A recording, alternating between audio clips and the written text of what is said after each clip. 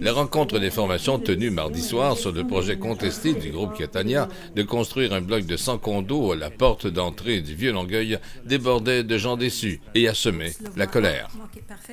Plus de 200 résidents présents dans la salle d'audience de la Maison de la Culture, Marcel Robida, sont venus dire non aux fonctionnaires, dont l'ex-chef du cabinet de la mairesse Thérèse Sainte-Marie, chef du département à la direction de l'aménagement durable du territoire, à Félix Champagne-Picotte, chef de division à la gestion de projets de développement, et du vice-président au développement des produits du groupe Catania, Serge Jalbert. Tout ce beau monde s'est mis au garde à vous pour entendre les citoyens. D'entrée de jeu, Mme Sainte-Marie fait l'historique de l'adoption du règlement de zonage, permettant le développement résidentiel de 4 étages, dont son adoption remonte à 2001, ce qui éliminait une large consultation publique. Pour sa part, M. Champagne-Picotte est entré en scène avec une citation qui plaçait le projet Catania dans un ensemble du patrimoine à venir, ou du patrimoine du futur. Quant au porte-parole de Catania, il propose, dit-il, un projet spectaculaire. Voilà donc des arguments de présentation qui ont fait lever le tollé chez les résidents. Les doléances de la part des citoyens sont nombreuses. Tous et toutes qui se sont avancés sur la ligne de front ont évoqué des arguments tant techniques qu'humains. Allez-y le plus directement possible avec votre question. Oui, monsieur. Bonjour, je m'excuse. J'avais préparé 12 questions, mais je vais essayer d'en faire seulement 2. J'avais demandé à M. Picotte de nous dire combien cette dérogation mineure apportait en termes d'occupation au sol, en termes de pieds carrés d'occupation au sol. Je m'attends à ce que cette réponse-là nous soit donnée sans que je calcule le nombre de questions que j'ai à vous poser. Mais je passe donc à ma première question. Pour demander une dérogation mineure, selon la loi d'aménagement urbain, il ne faut pas causer de préjudice sérieux aux voisins. Est-ce que vous ne pensez pas que l'augmentation de la circulation, la sécurité autour de l'immeuble n'est pas déjà un préjudice, selon vous? M. Jalbert, vous pourriez me répondre, après 20 ans à la commission de l'urbanisme, j'imagine à la direction de l'urbanisme de la ville et maintenant chez Catania, j'imagine que vous avez toutes les réponses et ce qui a permis probablement de faciliter la vitesse du projet auprès de la ville, puisque vous connaissez tous les détours, comment Nous allons laisser les gens répondre à rapidement. Votre première question. S'il vous plaît. Qui veut répondre à la première question? Pour ce qui est de... Je vous demande, est-ce que ce n'est pas un préjudice pour les voisins? On dit que pour demander une dérogation mineure, selon la loi de l'aménagement urbain, il ne faut pas causer de préjudice sérieux aux voisins. Oui. Nous pensons que d'avoir de 400 à 700 voitures de plus par jour entre Gardenville, Saint-Charles et la rue Joliette, pas Joliette, mais c'est-à-dire la rue Victoria, on pense que c'est un préjudice sérieux. OK. Bien, ce qu'on peut répondre à ce niveau-là, c'est que la réglementation permettait justement les habitations multifamiliales et l'analyse de circulation qui a été préparée stipulait que les infrastructures permettaient d'accepter un projet. Donc, selon vous, il n'y aurait pas de préjudice. Toujours selon la loi de l'aménagement urbain, pour demander une dérogation, il faut qu'un préjudice sérieux ne soit causé si nous ne l'obtenons pas. N'est-ce pas, M. Jalbert? Moi, je vous demande, quel est le préjudice sérieux qui vous serait causé si vous n'obtenez pas cette dérogation? Il faudra retancher une partie du bâtiment. Alors, est-ce que vous voulez laisser répondre un instant, M. Jalbert? C'est ça, il faudra couper à peu près 20 % du bâtiment. Ce qui représente combien de condos, selon vous? Ce qui pourrait enlever la rentabilité au projet, effectivement, parce que c'est un terrain qui est cher, c'est un terrain qu'on doit décontaminer, et c'est un terrain sur lequel on veut construire des bâtiments luxueux. Non, mais la question que je vous pose, c'est que finalement, est-ce que c'est mineur? Oui, c'est mineur, monsieur. C'est mineur parce que, en fait, je vous dirais que sur le terrain qu'il y a là actuellement, on aurait pu faire 250 logements, des 3 pièces et demie à 500 pieds carrés chacun. Qui mène à Longueuil? Les fonctionnaires ou les élus? Qui a donné à Catania le mandat de produire cette verrue sur le visage du Vieux-Longueuil? On nous dira que c'est une question de goût, on vient de le dire. Oui, c'est une question de goût et je mets au défi quiconque de me dire les yeux dans les yeux, sans éclater de rire, que ce projet de la firme Francesco Catania s'intègre harmonieusement au bâti environnant. Lors de notre rencontre avec notre conseillère municipale, Mme Brisson, et le chef des projets, M. Champagne, on nous a dit qu'il s'agissait d'un clin d'œil avec la place Charlemagne. Nous croyons qu'il s'agit d'une erreur de perspective, monsieur, pour ne pas dire d'une erreur d'orientation. Ce qui va être reconstruit, ce n'est pas la porte d'entrée du métro de Longueuil, c'est la porte d'entrée du vieux Longueuil, qui mène à Longueuil. Mais moi, si j'étais un élu de Longueuil, avec ce qu'on sait, et ce qu'on a encore entendu cet après-midi devant la commission Charbonneau, je me garderais une petite gêne de confier l'entrée du vieux Longueuil auquel on tient tous à une firme qui s'appelle Francesco Catania et Fils.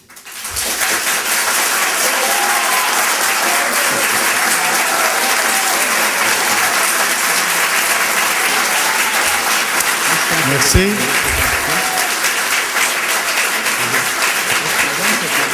Y a-t-il des commentaires? Madame Sainte-Marie, vous voulez ajouter un élément complémentaire à la question qui a été formulée? S'il vous plaît, dans le respect des questions. On a dit effectivement qu'on voulait quelque chose, une signature distinctive. Oui, c'est vrai. Je rappelle que c'est une transaction entre un privé avec un autre privé. Nous, notre travail, et ce qu'on a essayé de présenter tout à l'heure, c'est de s'assurer de la conformité du projet en lien avec la réglementation que nous avons. Question. Bonsoir, monsieur. Bonsoir, mon nom est Benoît Lefebvre. Les citoyens n'en veulent pas de ce méga-projet d'une centaine de condominiums qui causera ombrage à leur qualité de vie, sans compter l'augmentation du nombre de voitures et une telle proximité qui augmentera le facteur de risque pour les enfants du quartier. Monsieur, votre question? Donc, soyez patient. Donc, la première question que j'ai posée à votre service, c'était quel était le maximum d'étages qu'on pouvait avoir sur le terrain à côté. Et on m'a répondu clairement 2 étages sur la rue, et sauf sur Saint-Charles 4. C'est sur cette base-là, nous, on a acheté. Okay. Si avoir su qu'on aurait pu avoir 4 étages là, j'aurais pas acheté. Là, puis depuis tantôt, j'entends M. Picard dire le projet est conforme. Je veux juste qu'on arrête de dire qu'il est conforme, parce qu'il n'est pas conforme, le projet. Il y a une dérogation qui est demandée, et j'espère qu'elle va être refusée. Donc, ma première question était reliée à la rue. Le monsieur, à moi, va le poser. Vous avez parlé tantôt de bien-être. Vous allez tout faire pour avoir le bien-être de vos résidents ou de vos futurs clients. Qu'est-ce que vous allez faire pour le bien-être des résidents actuels autour de votre monstrueuse...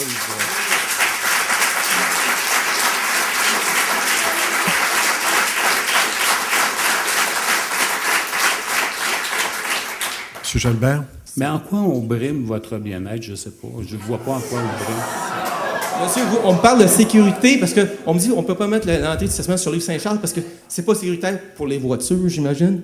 Mais par contre, nos enfants sont sur la rue. On va avoir maintenant 300-400 voitures de plus passer par jour. Et là, on ne parle pas de sécurité d'enfants. On me parle, c'est dangereux de mettre une entrée sur la rue Saint-Charles. C'est complètement ridicule. Et qu'est-ce que vous allez faire pour la sécurité de nos enfants? La sécurité, le bien-être des voisins, on va avoir le bien-être des voisins qui vont avoir un monstre de 4-5 étages, parce qu'on ne parle pas de 4, on parle souvent de 5, parce que vous allez mettre une terrasse sur le dessus, ça va faire en réalité 5 étages. Qu'est-ce que vous allez faire pour les gens qui restent en face, et entre autres moi et nous qui restons à côté? Il y a des arbres centenaires sur le terrain. J'imagine que je n'ai pas vu rien sur votre plan. J'imagine que vous allez les couper, ces arbres centenaires-là? Il n'y a pas d'arbres centenaires sur le terrain. Il y en a à votre limite de propriété seulement. C'est sur la limite, mais c'est sur la limite du terrain. Oui. Bien, s'ils sont là, on ne construit pas sur la limite. On est à 25 pieds avec le bâtiment de votre limite. Bonjour, Guy Bouchard. Je suis membre de la RVL, anciennement président. J'aimerais juste qu'on ne nous associe pas à ce projet-là. J'ai entendu le nom de notre association 2 fois. Ça fait, je crois, 5 ans que je suis président. Et j'ai jamais entendu parler de cette maison-là qu'on a demandé de sauvegarder. On n'a rien à voir avec ça. On n'a jamais donné notre accord. On n'a jamais été consulté sur ce projet-là. On l'a appris par hasard dans les journaux par des gens qui nous ont parlé.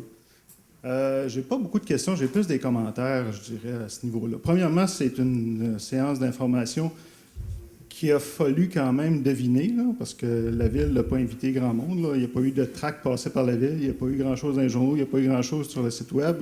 Donc, c'est du bouche à oreille. Il y a quand même pas mal de monde contre votre projet. Il y a un cadre de gestion du patrimoine qui existe depuis 3 semaines, 1 mois, je dirais. Ce projet-là est complètement à l'encontre. Ça va complètement à l'encontre de tout ce qui est indiqué là-dedans, qui vient juste d'être fait. Des fois, on dit, bon, ben, c'est un vieux cadre, on change un peu les barèmes. Là, c'est flambant neuf. Comment est-ce que Comment je pourrais expliquer? Comment est-ce qu'un résident qui va aller demander un permis sur sa maison pour dire bon, ben moi, là, j'aimerais ça rénover, puis qu'on va dire il faut que vous rénoviez, monsieur, avec du clin de bois, avec des fenêtres à guillotine, il faut que vous respectiez le caractère patrimonial de l'endroit où vous vivez. Pendant ce temps-là, à la porte, à l'endroit le plus important pour le site du patrimoine, c'est l'endroit où on voit le patrimoine, où on s'invite dans le site du patrimoine. On va faire un truc en maçonnerie. Bon, maintenant, on a le droit de la maçonnerie, c'est large, là, ça fait que là, on fait ça en béton, anthracite, avec des barres rouges. Je peux-tu faire ça chez nous, moi? Et je trouve ça dommage que vous ayez accepté un projet pareil. Je pense que vous réalisez que personne n'en veut de votre projet. Alors, vous devriez peut-être aller le construire ailleurs. Il y a des endroits où ça cadrerait très bien. Maintenant, je vous avertis, si jamais ce projet-là prend forme, c'est certain que nos maisons vont se dévaluer. Alors, moi, je vais exiger de la ville une baisse considérable de taxes. Voilà.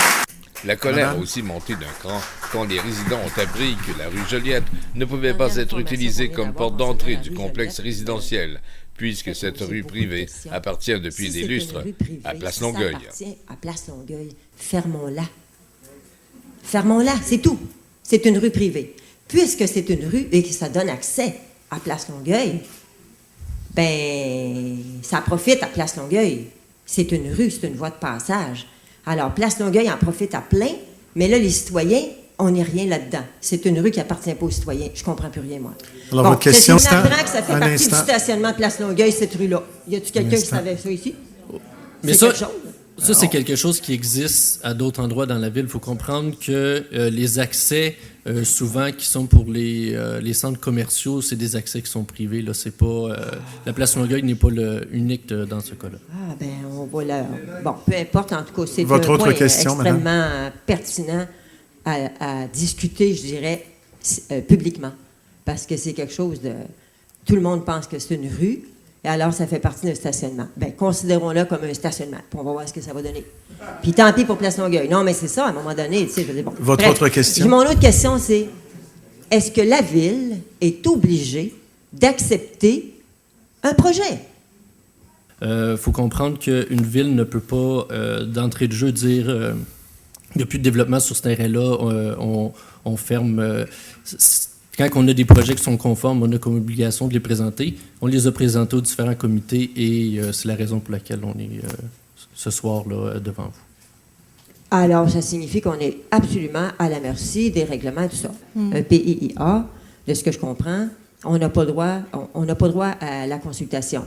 Et alors, c'est censé être un plan d'intégration architecturale, et c'est tout à fait le contraire de ce que pas mal tout le monde comprend. C'est pas d'intégration architecturale. À un moment donné, il faut savoir c'est quoi ça veut dire, l'intégration. Là. Bon. Les résidents de Gardenville ne décolèrent pas. Au fur et à mesure des explications fournies par deux fonctionnaires de la ville et par le porte-parole du promoteur du groupe Catania, laisse prévoir une remise en question du projet, sinon son abandon complet d'ici le 15 octobre, date butoir du promoteur pour débuter les travaux. Alors, c'est comme ça que ça a été évalué. J'aimerais ça savoir où est-ce qu'ils ont étudié. Excusez. À part ça, oui, est-ce que ça vous intéresse d'avoir des bruits de casserole prochainement?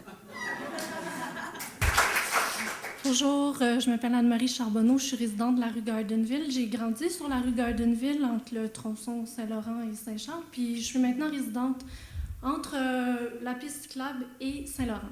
Et comme vous voyez, la famille va s'agrandir, j'ai déjà un jeune enfant et j'ai plein de gens dans la salle que je connais qui viennent d'emménager dans le Vieux-Longueuil pour la qualité de vie, pour fonder une famille. D'ailleurs, le slogan de Longueuil a souvent été « Vivre Longueuil ». Donc, on est venu rechercher une qualité de vie. Du côté de la rue Saint-Laurent, on a déjà des enjeux de sécurité. Quand on veut traverser la rue Saint-Laurent, il y a énormément de passages. D'ailleurs, la rue Gardenville a été renommée corridor scolaire, mais il n'y a aucune... Je vois pas qu'est-ce qui a changé à part mettre une pancarte. Je vois pas que c'est plus sécuritaire pour nos enfants. Donc, on parlait des problèmes d'accès qui étaient liés... c'était dangereux d'accéder au projet via la rue Saint-Charles. Est-ce que vous avez évalué le danger que ça va créer sur la rue Saint-Laurent? Réponse? le virage à gauche, parce qu'il n'y a pas de stop au coin de Gardenville et Saint-Laurent. Et si vous allez des fois dans ce coin-là à l'heure de pointe, vous allez pouvoir voir qu'il y a beaucoup de gens qui attendent pour les virages à gauche et les gens circulent vite sur Saint-Laurent. Donc moi, je vois de possibles impacts de l'autre côté. Parce que visiblement, la rue Gardenville n'a pas été prévue. T'sais, on parle que c'était des maisons qui ont été bâties par le CN à l'époque. Je pense pas qu'il y avait prévu des tours d'habitation avec 140 logements. Des logements de 300 000 à 1 million de dollars, on peut supposer que c'est des cadres supérieurs, des vice-présidents, des gens qui ont des autos, il y a 140 stationnements, qui ne vont pas nécessairement déménager pour utiliser le métro Longueuil. Je pense que ça va être des gens qui ont des stationnements à Montréal puis qui vont utiliser leur auto. Donc, juste voir d'un point de vue circulation du côté Saint-Laurent ce qui a été prévu. Ce que je peux vous dire, c'est que l'analyse, c'est les conclusions que je vous ai expliquées tantôt. Mais il faut comprendre qu'à partir d'aujourd'hui, c'est sûr qu'il y a d'autres réunions qui ont lieu au niveau de la circulation à connaître vraiment quels vont être les déplacements et quelles devront être les solutions prises là, suite à l'implantation d'un projet. Là. OK, donc vous me confirmez qu'il n'y a pas eu d'évaluation de ce côté-là? Oui, ce que je vous dis, c'est qu'il y a eu une évaluation qui a été faite, mais à partir de là, il y a toujours de différentes façons de répondre aux problématiques engendrées. Donc, ces discussions-là sont encore en train de se faire. Bon, bien, considérant la hauteur, là, que ce soit 4 ou 5 étages, là, c'est haut comment? Parce que nous, on est en face. Et je vais vous dire de quoi. Déjà, l'été, on a du soleil, mais l'hiver, on n'en aura plus du tout. Ce qui veut dire que ça va dévaluer la maison énormément. Fait que, est-ce qu'il y a une compensation quelconque là-dessus? Nous, on fait quoi, là? Parce qu'on perd vraiment une qualité de vie et une qualité, la dévaluation de la maison, si on veut la revendre éventuellement, on vient de perdre beaucoup d'argent là-dessus. Alors, 2 questions. Quelle est la hauteur du projet en termes de mètres ou de pieds? C'est 4 étages de 10 pieds. Donc, c'est 40 pieds de hauteur. Le coin, effectivement, il y a un 10 pieds supplémentaire, effectivement. 50 pieds pour le coin, oui. Et que, pourquoi est-ce qu'on ne change pas carrément de caractère, de hauteur, qu'on fasse autre chose avec? Là, parce que... Madame, pour ce qui est de la présomption de perte de valeur de votre propriété, il n'y a personne qui serait capable de dire si effectivement elle sera effective ou pas. Là. Vous craignez, j'entends que vous craignez la dévaluation de votre propriété. Peut-être que ça peut avoir un effet contraire. Moi, je ne suis pas certaine de ça. Mais s'il vous plaît. Moi, je pense qu'il n'y a pas de présomption qui... en tout cas, ça mériterait d'être mesuré. Non, nous, on n'a absolument rien pour nous dire, bon, ben là, ça, il y aura un impact. Moi, je pense pas que je pense qu'il y aurait un effet zéro là, sur la dévaluation. Moi, c'est ce que je pense. Mais sur la qualité de vie, vous ne pouvez pas le nier qu'il va y avoir une baisse de qualité parce qu'on n'aura plus du tout de la jouissance du paysage et de la tranquillité des rues. Ouais, donc, moi, ce que je me demandais, c'est puisqu'on est ici, est-ce qu'il y a moyen ce qu'on veut, nous autres, finalement, c'est savoir si on peut réacheminer le projet autrement ou si on peut l'arrêter. Est-ce qu'on a un pouvoir quelconque ici, ce soir, aujourd'hui? C'est ce que les gens voudraient savoir. J'ai des préoccupations qui rejoignent un peu les 2 autres mamans qui sont venues. Vous dites qu'avant de donner l'aval à ce projet-là, vous avez fait une analyse de la circulation. Alors, suite à une deuxième question, on apprend que cette analyse-là repose principalement sur la structure de la rue Gardenville. Avez-vous pris en compte l'analyse de l'être humain qui habite autour de ce projet-là? Et cette analyse-là a été faite par qui? Quand? Y avons-nous accès? Est-ce qu'elle est terminée? Réponse? L'analyse est faite par nos services. C'est sûr que... parce que, comme on a expliqué tantôt, l'ensemble des dispositions normalement sont publiques lorsqu'une fois qu'ils sont adoptés. Mais si vous souhaitez nous laisser votre courriel, ce sera des documents qu'on peut. Mais là, vous ne répondez pas. Cette analyse-là de la circulation a été faite par qui? Quand? À quel moment? Avez-vous juste pris en compte le fait que Gardenville est capable, comme structure, de voir passer 100, 200, 300 autos par jour? C'est tout ce qui a été fait comme analyse de circulation dans ce projet-là? Ce que je peux vous dire, ça a été fait par les services, la division de circulation. Je ne connais pas l'ensemble des barèmes qui sont vérifiés, mais comme je vous dis, on pourra, si vous souhaitez, voir. Juste un instant. Qu'est-ce que vous alliez dire? Donc, si c'était possible, on peut laisser votre courriel et on pourra faire les vérifications. Plusieurs parmi vous avaient dit, bon, ben là, il faudrait vraiment que vous considériez la rue Saint-Charles. Ça, c'est des éléments que je pense qu'on pourra contre-vérifier pour dire, effectivement, quelles étaient les objections qui avaient été émises par nos services sur la circulation pour qu'on fasse l'emprise à partir de Saint-Charles. Alors, si effectivement c'est possible, je pense qu'on pourra éventuellement le considérer. Mais moi, je peux pas ici, maintenant, dire oui à ça, non à ça. Moi, tout ce que je peux vous dire, c'est qu'on entend, puis il y a eu plusieurs commentaires qui ont été faits, puis moi, je pense que c'est clair qu'on va prendre en considération tout ça. Et sur la question de l'emprise sur Saint-Charles, c'est des questionnements qu'on avait aussi à l'interne qui ont été posés et qui, à cause de la densité de la circulation sur Saint-Charles, il y avait eu effectivement des réserves qui avaient été émises là-dessus et qu'on a préféré effectivement les faire sur Gardenville, tandis que Joliette, considérant que c'était une rue qui était privée, ça avait été écarté. Alors, c'était ça les éléments qui ont été pris en compte par notre service sur la circulation. Oui. Encore quelques questions. Moi, j'aimerais savoir qui compose le comité consultatif d'urbanisme. Si je comprends bien, ce sont des fonctionnaires et des élus, je ne suis pas certaine. C'est ça que j'aimerais savoir. Et combien de personnes de chaque groupe? Et qui sont les élus? Première question. On va y répondre tout de suite. D'accord. Est-ce que vous avez de la réponse quant à la composition par cœur? La composition par cœur, on a 4 citoyens, 4 élus. Et qui sont les 4 élus? Où sont passés les élus soutenaient une citoyenne. Normalement, lors d'une telle séance, ce sont les élus qui font face aux citoyens, accompagnés de membres du comité consultatif d'urbanisme. Mais mardi soir, la séance était présidée par le directeur des communications du cabinet de la mairesse, Caroline Saint-Hilaire. L'étape d'acceptation par le comité consultatif d'urbanisme est passée. Ça a été accepté. C'est-à-dire que c'est un mandat consultatif qu'ils ont. Alors, ils font des recommandations au niveau du conseil d'arrondissement. D'accord. Alors, j'ai une question. Pourquoi les 4 fonctionnaires qui ont accepté ne sont-ils pas devant? Les 4 fonctionnaires? Vous me dites que le comité consultatif d'urbanisme est Ce sont des élus, madame. 4 élus. Excusez-moi, je l'ai dit 4 élus. Les élus sont dans la salle et ils vous mais écoutent. Pourquoi ne sont-ils pas en avant? Bien, il s'agit d'une soirée d'information. Alors, il a été jugé à propos que le promoteur qui présente le dossier et les fonctionnaires qui ont vu à ce qu'ils respectent ou ne respectent pas les règles viennent vous les expliquer. Oui. Ensuite, on vous expliquera la suite des événements. Il appartiendra aux élus de prendre une décision finale après vous avoir entendu.